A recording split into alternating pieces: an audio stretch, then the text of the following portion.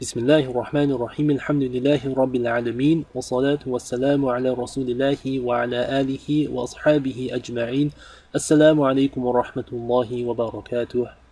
Welcome to lesson number 3 of the video series Arabic Grammar for Understanding the Qur'an. In lesson number 2, I introduced the idea of al-dhama'ir al-munfasilah, which are the standalone personal pronouns. And we learned in lesson number 2 about the singular al-dhama'ir al-munfasilah. They are huwa, hiya, anta, anti, and ana. And we also learned how to conjugate the form 1 verb into the past tense for the singular pronouns. Now inshallah, in this lesson we're going to continue our discussion of al-dhama'ir al-munfasilah by adding the plural pronouns. And we're going to learn how to conjugate the form 1 verb into the past tense for these plural pronouns. And finally, we're going to learn how to negate the past tense. And this is done in a very simple and straightforward manner, as we shall see, inshallah. So let us begin. Just as a brief review, al-dhama'ir is a term referring to the personal pronouns in Arabic. And we learned that al-dhama'ir can be broken down into 2 categories. Number 1, we have al-dhama'ir al-munfasilah, which are the standalone personal pronouns. And number 2, we have al-dhama'ir al-muttasilah, which are the attached personal pronouns. And here are some examples of standalone personal pronouns. We have huwa, hiya, hum, and ana. And examples of attached personal pronouns are fihi, li'annahu, darabuhu, and kitabuhu. And I mentioned in lesson number 2 that al-dhama'ir al-muttasilah can play a wide variety of different roles and functions, and they can have different meanings depending on which word the pronoun is attached to. But for now, our discussion will focus on al-dhama'ir al-munfasilah, the standalone personal pronouns. Here is a chart of al-dhama'ir al-munfasilah. Again, the headings tell us the person, the number, and the gender. And we learn about these pronouns under the singular column. Huwa means he, hiya means she, anta means you, masculine, anti means you, feminine, and ana means I. And ana works for both genders. Now in this lesson we're going to fill in the plural column, and I deliberately chose not to discuss the dual pronouns because frankly, the dual isn't used too often in Arabic. Right, the dual is used only in very specific situations in which you have two individuals or 2 objects. So the plural and the singular pronouns are much more relevant. So here are the plural al-dhama'ir al-munfasilah. The third person plural pronouns are hum and hunna. Hum and hunna. They both mean they. Hunna is used to refer to a group of females. So if you have a crowd of female individuals, you would refer to them as hunna. Hum is used to refer to a group of males or a mixed gathering. So a gathering in which there are female individuals as well as male individuals. So you have both men and women in a crowd, you would use the pronoun hum. That's just the way it works in Arabic. The second person pronouns are antum and antunna. Second person plural pronouns antum and antunna, which means you all. You all. When you're referring to a crowd of people, you're addressing them directly. Now again, if you have a group of females exclusively, you would use antunna when you're talking to them. So if you're talking to your mom, your sister, and your daughter, you would use antunna. But if you're referring to a mixed group, if you're talking directly to a mixed group in which there are males and females, you would use the pronoun antum, just as you would if you are addressing a group of males. And lastly, we have the pronoun nahnu, which means we, and there is no gender differentiation for nahnu. So again, the pronouns are hum, hunna, and these 2 mean they, antum and antunna, which mean you all, and nahnu, which means we. Now let's take a look at some examples of these pronouns taken from the Qur'an. Allah says in verse number 39 of Surah Al-Baqarah, وَالَّذِينَ كَفَرُوا وَكَذَّبُوا بِآيَاتِنَا أُولَئِكَ أَصْحَابُ النَّارِ هُمْ فِيهَا خَالِدُونَ. The pronoun in this ayah is whom over here, and the translation of this ayah is roughly وَالَّذِينَ كَفَرُوا وَكَذَّبُوا بِآيَاتِنَا, and those who disbelieve and deny or reject our signs, أُولَئِكَ أَصْحَابُ النَّارِ, those are the people of hellfire, هُمْ فِيهَا خَالِدُونَ, they, which is what whom means, they will dwell or live in it forever. هُمْ فِيهَا خَالِدُونَ. And this is a phrase that comes up again and again in the Quran. هُمْ فِيهَا خَالِدُونَ, هُمْ فِيهَا خَالِدُونَ. Example number 2 is a segment taken from verse number 187 in Surah Al-Baqarah, and this short sentence is referring to the relationship between spouses, and Allah subhanahu wa ta'ala is describing a relationship of mercy and intimacy and compassion. He subhanahu wa ta'ala says, هُنَّ لِبَاسٌ لَكُمْ وَأَنْتُمْ لِبَاسٌ لَهُنَّ. So the standalone pronouns are hunna and antum. Hunna and antum. And hunna is the all feminine pronoun. This is referring to the wives. So Allah is saying they, referring to the females, i.e. the wives. Libasul lakum, they are a garment for you. Wa antum libasul lahun, and you are a garment for them. And you, again, you all is the masculine plural form, so this is referring to the husbands. So Allah is speaking to the males, the husbands, and saying, they, your wives, are a garment for you, and you are a garment for them. So we have a very nice contrast of gender for the two different types of pronouns. Hunna libasul lakum wa antum libasul lahun. Example number 3, ayah number 50 from Surah Al-Baqarah. Allah says, وَإِذْ فَرَقْنَا بِكُمُ الْبَحْرَ فَأَنْجَيْنَاكُمْ وَأَغْرَقْنَا آلَ فِرْعَوْنَ وَأَنْتُمْ تَنْظُرُونَ. Allah is speaking to Bani Israel, the children of Israel, in this ayah. Allah is saying, and remember when we split the ocean for you, and we saved you, and we drowned the people of Fir'aun, the followers of Fir'aun, while you were watching. وَأَنْتُمْ تَنْظُرُونَ. Basically, Allah says, we split the ocean for you, we saved you, and we drowned Fir'aun, the people of Fir'aun, all before your eyes. And you watched the entire scene unfold before your eyes. The pronoun in this ayah is antum, which is you all, and that's because Allah subhanahu wa ta'ala is talking directly to Bani Israel, to the children of Israel. And example number 4 is ayah number 23, taken from surah number 76. Allah is saying, Allah subhanahu wa ta'ala says, إِنَّا نَحْنُ نَزَّلْنَا عَلَيْكَ الْقُرْآنَ تَنْزِيلًا. And in another verse, Allah says, إِنَّا نَحْنُ نَزَّلْنَا ذِكْرًا وَإِنَّا لَهُ لَحَافِظُونَ. So in this ayah, Allah is saying, إِنَّا نَحْنُ, indeed, it is we who sent or revealed upon you the Qur'an, tanzila, gradually, in stages and parts. The pronoun here is nahnu. So Allah subhanahu wa ta'ala refers to himself in the Qur'an using the pronoun nahnu, which is plural. And that doesn't mean Allah is, wa'iyadhu billah, it doesn't mean that Allah is plural. This is the royal we, which is the same we that kings use to address themselves. It is the we of greatness and majesty. So Allah subhanahu wa ta'ala uses the pronoun nahnu because of his majesty and his greatness. Now in section number 2, we're going to learn how to conjugate the form 1 verb into the past tense for the plural pronouns that we just learned. In lesson number 2, we learned how to conjugate for the singular pronouns. Huwa, hiya, anta, anti, and ana. And in this slide, I'm going to quickly review these conjugation patterns.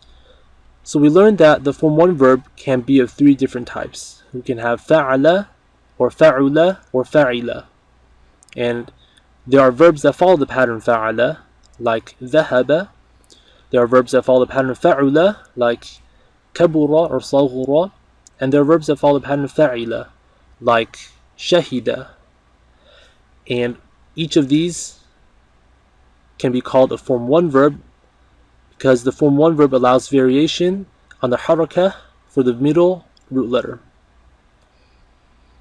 So how is hiya conjugated? We add it to the end. Ta sakina. So we have hiya fa'alat, hiya fa'ulat, and hiya fa'ilat. For anta, we add a ta to the end. Anta fa'alta, anta fa'ulta, and anta fa'ilta. For anti, we add a t to the end. Anti fa'alti, anti fa'ulti, and anti fa'ilti. And lastly, for ana, we add a tu to the end. Ana fa'altu, ana fa'ultu, and ana fa'iltu.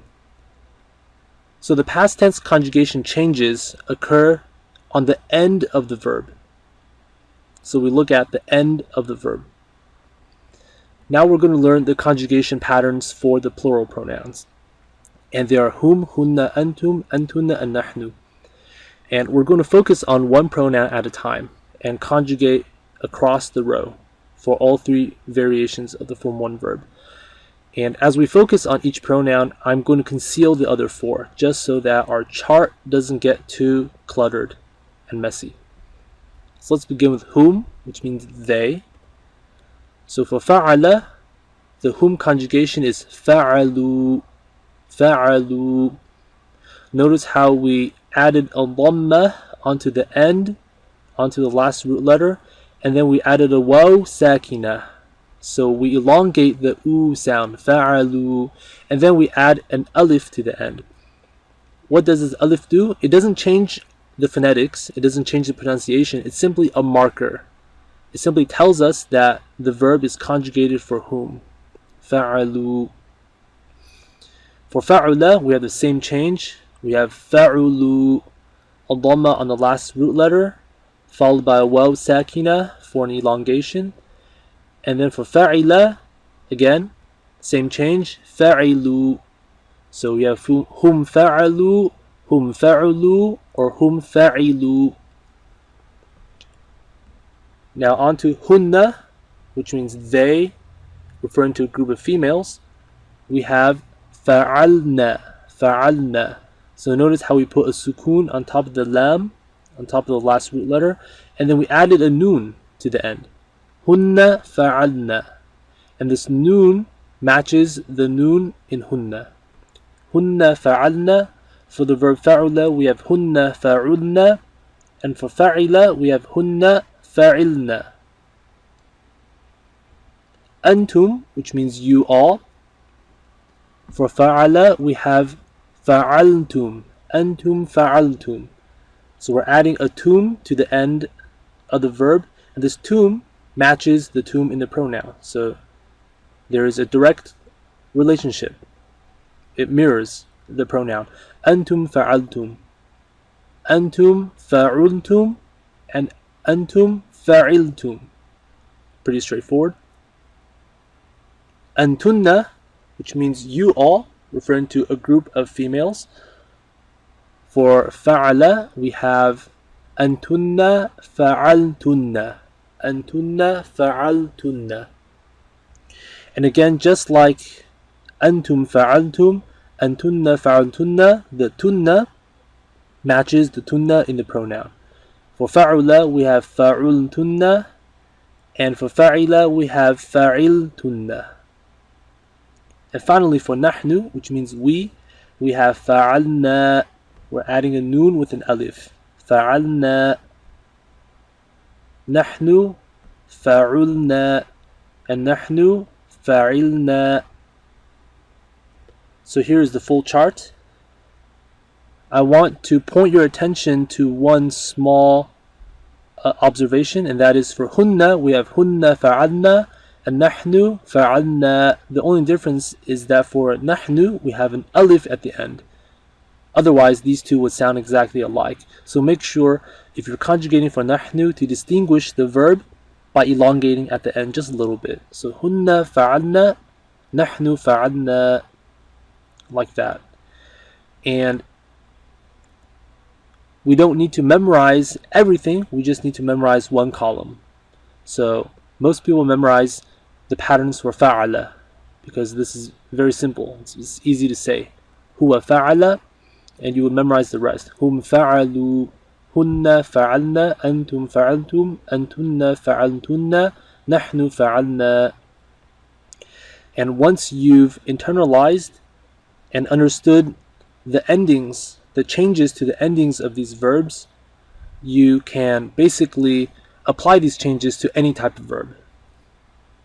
At this point, let's go through the conjugation for 3 different verbs. And we're going to fill in the chart for both the singular and the plural pronouns. So the first verb is qatala, which means he killed. Qatala. To conjugate for whom they killed, we would say qatalu, qatalu. She killed, hiya qatalat. Hunna, they killed, hunna qatalna. Anta qatalta, antum qataltum. Anti qatalti, antunna qataltunna. Ana qataltu, nahnu qatalna. Notice how for the second person, the conjugation patterns are very intuitive because the verb rhymes with the pronoun. Anta qatalta, ta and ta. Anti qatalti, t and t. Antum qataltum, antunna qataltunna. So the sound, the phonetic similarities help us memorize the conjugation forms for the second person. And everything else you need to memorize, but with practice it should come easily.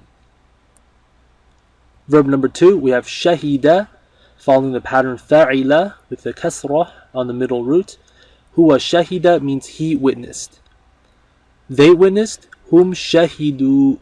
Hiya, she witnessed, hiya shahidat. Hunna, they. Shahidna, anta shahidta. Antum shahidtum, anti shahidti. Antunna shahidtunna. Ana shahidtu, nahnu shahidna. And verb number 3, kabura, which follows the form fa'ula with a dhamma in the middle. Huwa kabura means he was big or great, or he became big or great. So huwa kabura, hum kaburu, hiya kaburat, hunna kaburna, anta kaburta, antum kaburtum, anti kaburti, antunna kaburtunna, ana kaburtu, and nahnu kaburna. So hopefully these 3 conjugation exercises, in which we've conjugated all 3 variants of the form 1 verb for the singular and the plural pronouns, hopefully these exercises made you feel a bit more comfortable with conjugation in the past tense. Now in this slide, I'm going to show you some verbs that belong to higher forms, so forms 2 through 10, as well as some verbs that are form 1 but irregular. But keep in mind that the past tense conjugation rules, which we learned in the last lesson as well as in this lesson, apply to all verbs. So adding a tu or a ta or a ti or tum or tunna, whatever it is, these changes which work for the form 1 verb, they work for any verb in Arabic. Even if you don't know what the verb means, you can tell how it is being conjugated. For example, we have ittakhadhu.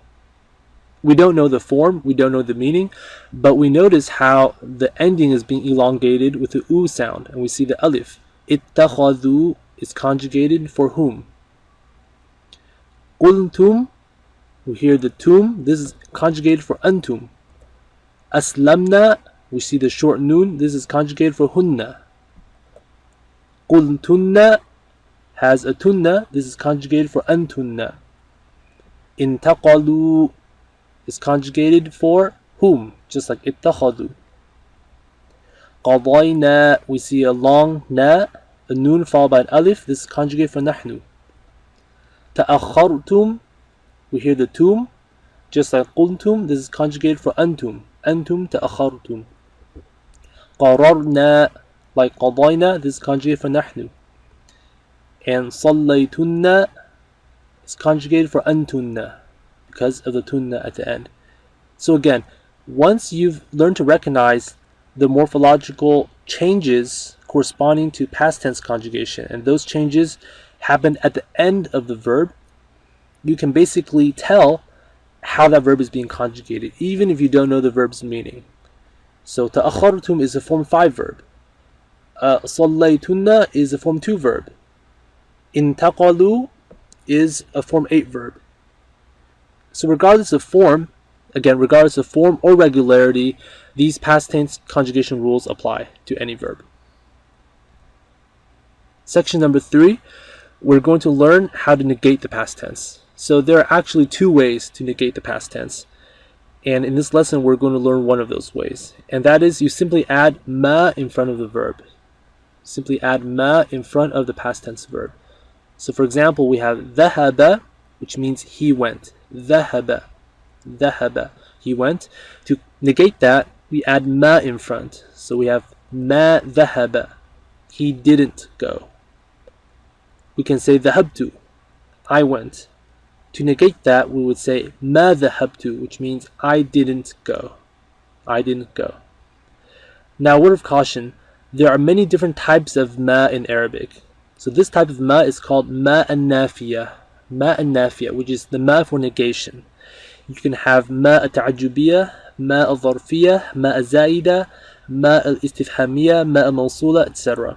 There are different types of ma, and they each have a different specific usage. So negating the past is only one type of usage. So just keep that in mind.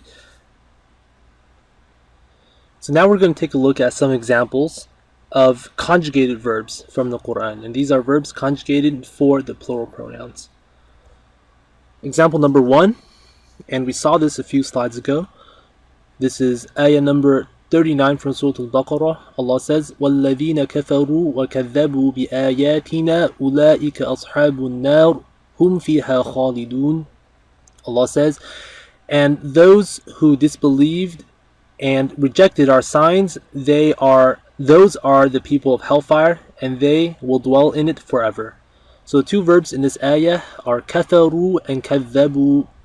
So we hear the u sound at the end of the verb. وَالَّذِينَ كَفَرُوا وَكَذَّبُوا. That tells us the verbs are conjugated for whom, right? They. Example number 2 is verse number 50 from Surah Al-Baqarah, which we also saw a few slides ago. And this verse, Allah is saying, to Bani Israel, وَإِذْ فَرَقْنَا بِكُمُ الْبَحْرَ فَأَنْجَيْنَاكُمْ وَأَغْرَقْنَا آلَ فِرْعَوْنَ وَأَنْتُمْ تَنْظُرُونَ. So the verbs in this ayah are فَرَقْنَا, أَنْجَيْنَا, and أَغْرَقْنَا. And these verbs are conjugated for nahnu, for we, because we have the na, the long na, the noon followed by an alif at the end of each of these verbs, because Allah subhanahu wa ta'ala is speaking and He is referring to Himself, which is why these verbs are conjugated for the royal we. وَإِذْ فَرَقْنَا, and remember when we split the ocean for you, and we saved you, and we drowned the followers of Fir'aun while you were watching. So the verb in the middle is فَأَنْجَيْنَاكُمْ. Oops. Let's take a closer look here. We have a fa in the front, and then we have a kum at the end. So don't worry about these attachments. Fa is simply like a conjunction, and kum is an attached pronoun. In this case, it's an objective pronoun. So we're going to learn about this in the future. But in the middle, we have anjayna, which is a verb, and it's conjugated for nahnu. Example number 3 is taken from ayah number 32 from Surah Al-Ahzab, Surah number 33. Allah says, يَا نِسَاءَ النَّبِيِّ لَسْتُنَّ كَأَحَدٍ مِّنَ النِّسَاءِ. Allah subhanahu wa ta'ala is addressing the wives of the Prophet sallallahu alaihi wasallam. Allah says, O women of the Prophet, or O wives of the Prophet, لَسْتُنَّ كَأَحَدٍ مِنَ النِّسَاءِ, you are not like anyone from other women, meaning you are special. You are not just any ordinary women. And the verb here is لَسْتُنَّ. لَسْتُنَّ, we have tunna at the end, so we know this is conjugated for antunna, you all, referring to a group of women, because Allah subhanahu wa ta'ala is addressing the wives of the Prophet sallallahu alaihi wasallam. And this is a very special verb, because the verb is actually laysa, huwa laysa, and its conjugation is a bit irregular, and the verb means not. So this is saying, O wives of the Prophet, you are not like any of the other women. So the conjugation is for the past tense, but the meaning is for the present tense. And that's basically how the verb laysa works. Example number 4, ayah number 28, taken from surah number 69. ما أغنى عني مالية ما أغنى عني مالية. So this is an example of negating the past, a negation. We have ma in front of a past tense verb, أغنى, and this is basically saying the people who on the day of judgment will receive their book in their left hands will say, our wealth didn't help us, our money didn't help or assist us in any way. ما أغنى عني مالية. An example number 5 is verse number 50 from surah An-Naml, surah number 27. Allah says, وَمَكَرُوا مَكْرًا وَمَكَرْنَا مَكْرًا وَهُمْ لَا يَشْعُرُونَ. The translation is, and they plotted a plot, and we plotted a plot, and they didn't perceive it, or they didn't realize. This is a very nice verse, because we have the repetition of makara. We have very nice contrast. وَمَكَرُوا مَكْرًا وَمَكَرْنَا مَكْرًا وَهُمْ لَا يَشْعُرُونَ. And we know the meaning because makaru is conjugated for whom, and they plotted. وَمَكَرْنَا, and we plotted. Allah subhanahu wa ta'ala is referring to himself, and we plotted a plot while they didn't perceive it. So they didn't even know it, and we were plotting a plot. Now here is a slightly longer example. Verse number 57 from Surah Al-Baqarah. Allah says, وَظَلَّلْنَا عَلَيْكُمُ الْغَمَامَ وَأَنزَلْنَا عَلَيْكُمُ الْمَنَّ وَالسَّلْوَى كُلُوا مِن طَيِّبَاتِ مَا رَزَقْنَاكُمْ وَمَا ظَلَمُونَا وَلَكِن كَانُوا أَنفُسَهُمْ يَظْلِمُونَ. Allah is talking to Bani Israel, again to the children of Israel in this ayah. Allah says, وَظَلَّلْنَا عَلَيْكُمُ الْغَمَامَ, and we made the cloud a shadow over you. So we shadowed you with a cloud. وَأَنزَلْنَا عَلَيْكُمُ الْمَنَّ وَالسَّلْوَى, and we sent upon you, or we sent to you, manna, which is a special type of food, and as-salwa, which is quail meat, quails. كُلُوا مِن طَيِّبَاتِ مَا رَزَقْنَاكُمْ, eat from the good and lawful things which we provided you. وَمَا ظَلَمُونَا وَلَكِن كَانُوا أَنفُسَهُمْ يَظْلِمُونَ, and they did not wrong us, but rather they wronged themselves. So let's take a look at the verbs in this ayah, at least the verbs that we've learned how to conjugate. We have ظَلَّلْنَا, which is conjugated for nahnu, because Allah is speaking, He is referring to Himself, saying, we made the cloud, al-ghamama, a shadow or a cover over you. وَظَلَّلْنَا عَلَيْكُمُ الْغَمَامَ وَأَنزَلْنَا, and we sent, this is conjugated for nahnu again, we sent to you manna wa salwa. And then we have razaqnakum, again conjugated for nahnu. We see the na at the end of these verbs. Eat from the good and lawful things which we provided you.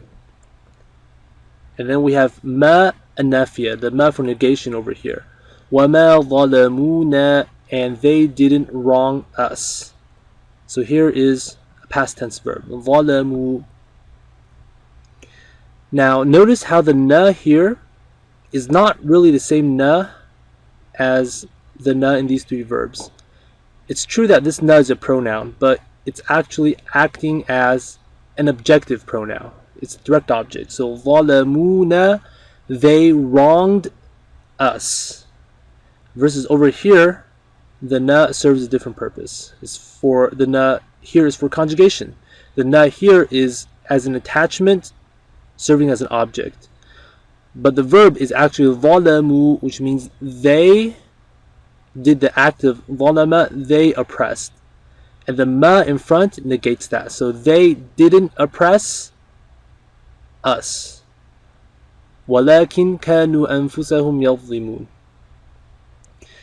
Now the ma here is not for negation. So this is an example of a ma. It's called ma al-mawsula. It means that or which. So eat from the good things that we provided for you, or which we provided for you. And we have the verb kanu, which means they were, but in this case it's conjugated for whom, and it goes together with the verb yadlimun, and we'll learn about this usage in a future lesson. وَلَكِنْ كَانُوا أَنفُسَهُمْ يَظْلِمُونَ, but they were wronging themselves. Okay, these are the first two verses from Surah Muhammad.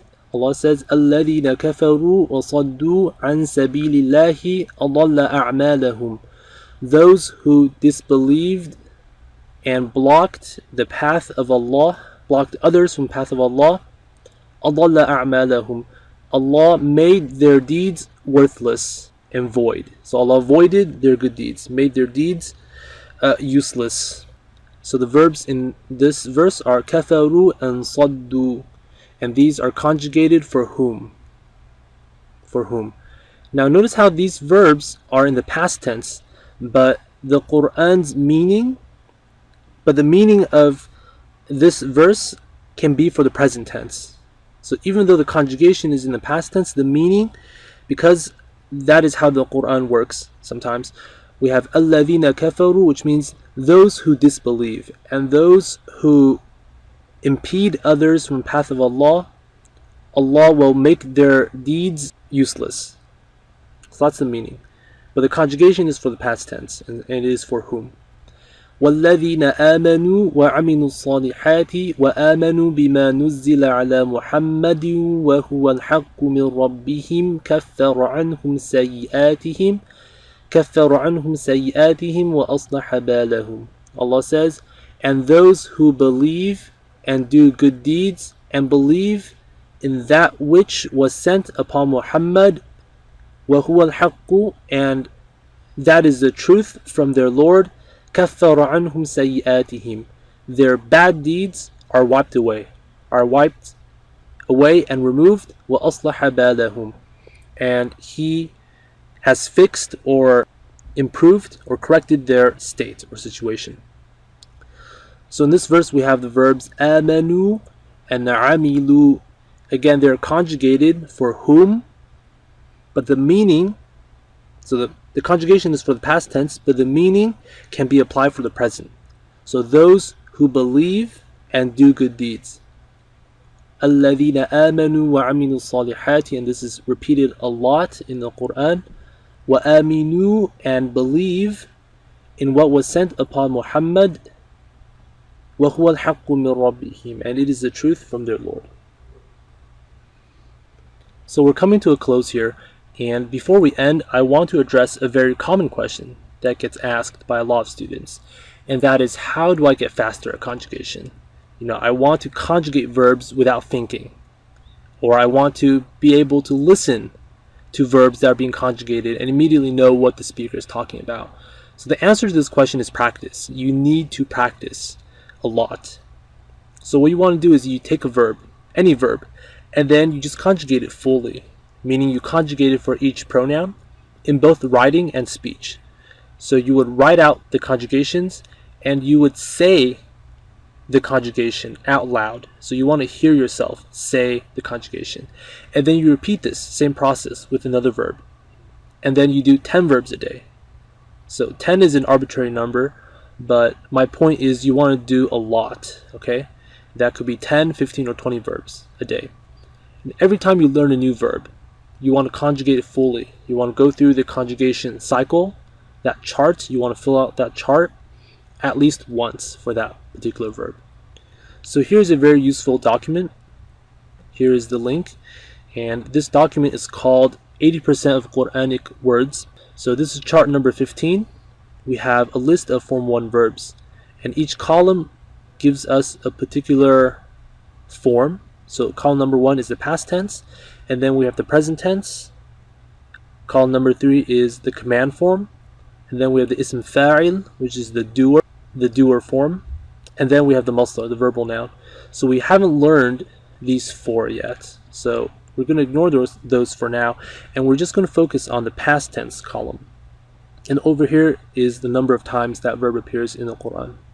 You're going to take one verb at a time and conjugate it fully. And just for example, we have ja'ala, huwa ja'ala, hum ja'alu, hiya ja'alat, hunna ja'alna, anta ja'alta, antum ja'altum, anti ja'alti, antunna ja'altunna, ana ja'altu, nahnu ja'alna. And you would of course write out those conjugations. So that is the type of practice I'm referring to. Here is the review for lesson number 3. In this lesson we learned the following: al-dhama'ir al-munfasila. We learned that hum means they, hunna means they when we're referring to a group of females, antum for you all, antunna for you all, again to a group of females, and nahnu for we. And we learned the following past tense conjugation rules: hum fa'alu, hunna fa'alna, antunna fa'altunna, antum fa'altum, and nahnu fa'alna. And lastly, to negate a past tense verb, we add a ma before it. This is the end of lesson number 3. Thank you for watching.